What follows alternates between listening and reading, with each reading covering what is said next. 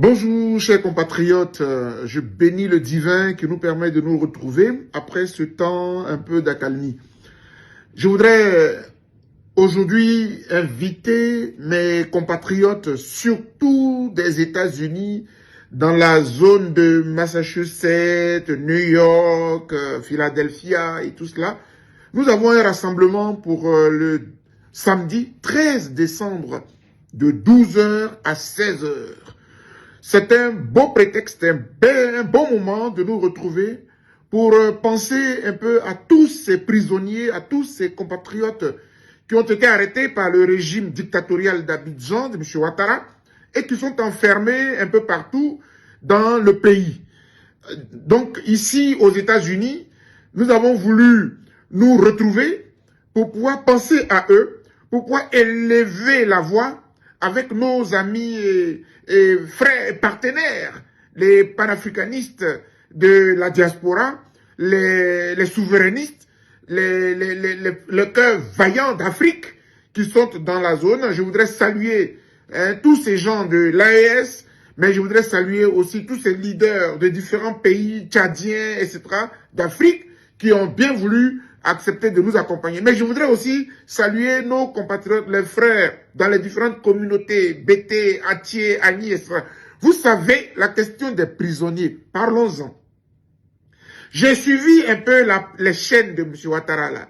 Les gens disent, est-ce qu'il y a vraiment des prisonniers d'opinion en Côte d'Ivoire? Et j'ai vu leurs intellos, là, dire, non, il n'y a pas de prisonniers d'opinion, parce que ce sont des criminels, des terroristes. Cela me fait sourire. C'est quoi un prisonnier d'opinion? La communauté internationale a bien défini les critères. Un prisonnier d'opinion, c'est quelqu'un qui est arrêté, qui est emprisonné pour ses pensées, pour ses opinions, pour ses convictions. Elles peuvent être religieuses ou politiques.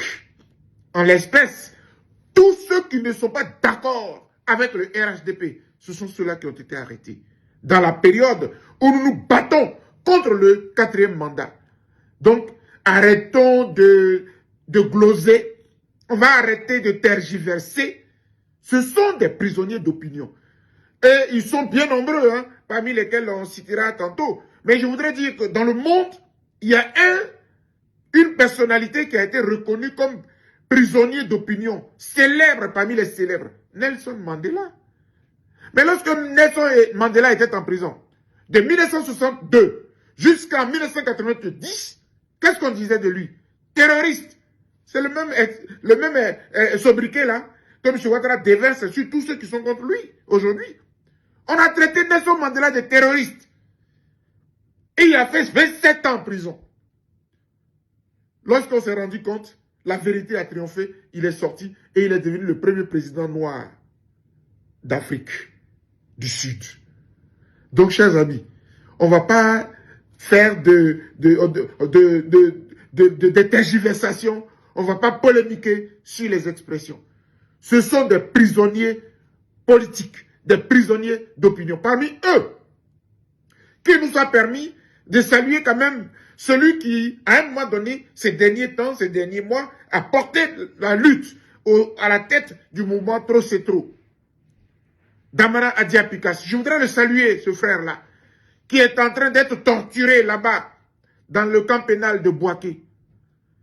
Je voudrais le saluer, et à travers lui, saluer le docteur Brendoumi Soumaïla, porte-parole du PDCI-RDA, qui est l'un des tout derniers après Damara Pikas, c'est pratiquement Brendoumi qui a été arrêté.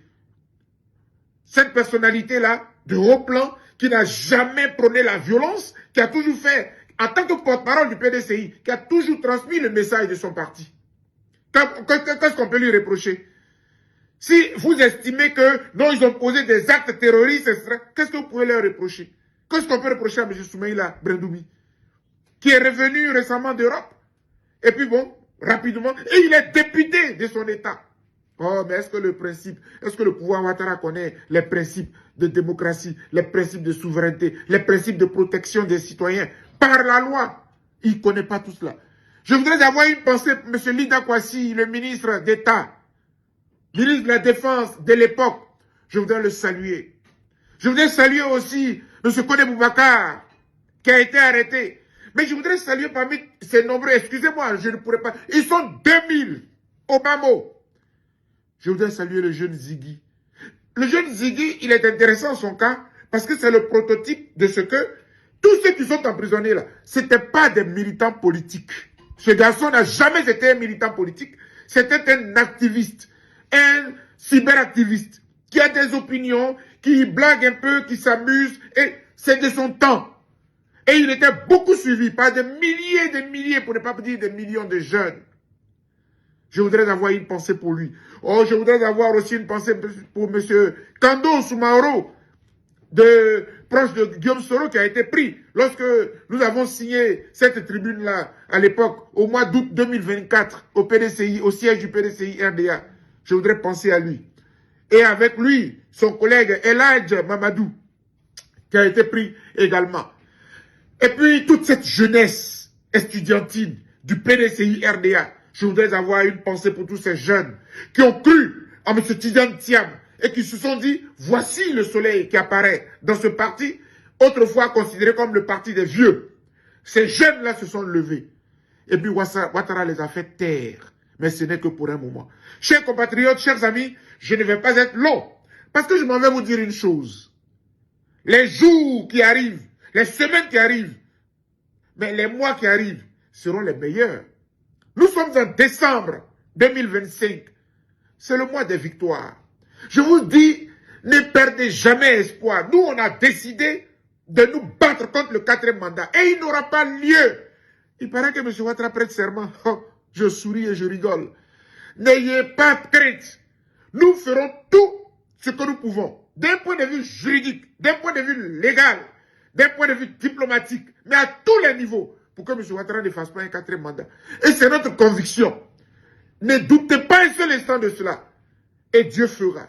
Nous avons espoir. Je veux dire en terminant, M. Ouattara dit qu'il va prêter serment. Je voudrais rappeler aux Ivoiriens que dans notre constitution actuelle, c'est l'article 58 qui parle de la prestation du serment du président de la République.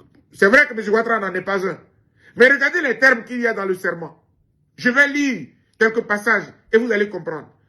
Devant le peuple souverain de Côte d'Ivoire, je jure, devant le peuple souverain. Vous pensez que les Ivoiriens sont souverains? M. Ouattara le pense-t-il? En tripatouillant l'élection, en braquant l'élection, tu penses que le peuple est souverain? S'il était souverain, tous les candidats allaient être sur la liste et le peuple souverain allait choisir. Il n'y a pas de souveraineté reconnue au peuple de Côte d'Ivoire. Je suis désolé. Je jure solennellement et sur l'honneur. Quel honneur? Quelqu'un qui n'a même plus de parole. Qu'est-ce qu'il jure? Qu'est-ce que ça peut nous apporter? Il dit, il se dédie. C'est lui la loi. C'est lui qui dit et qui fait tout. On ne peut pas le considérer.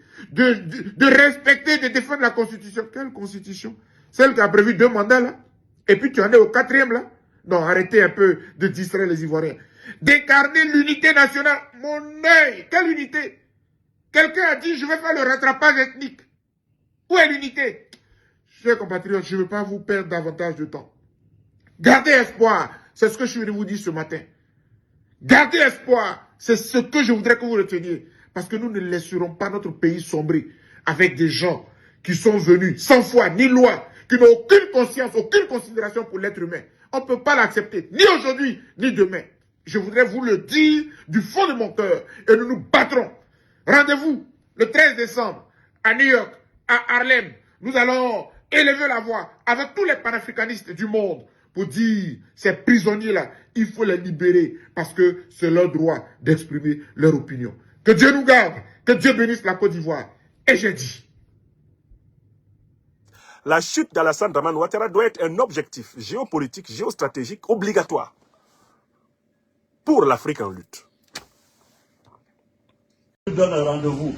Il sera assis à terre et puis on va nous donner. Il y a une croix spirituellement sur ce régime. Et je vous l'ai dit, Alassane Dramane Ouattara sera pris. Sa femme sera prise. Son frère sera pris. Et leur arrogance, leur orgueil, ils n'auront que leurs larmes.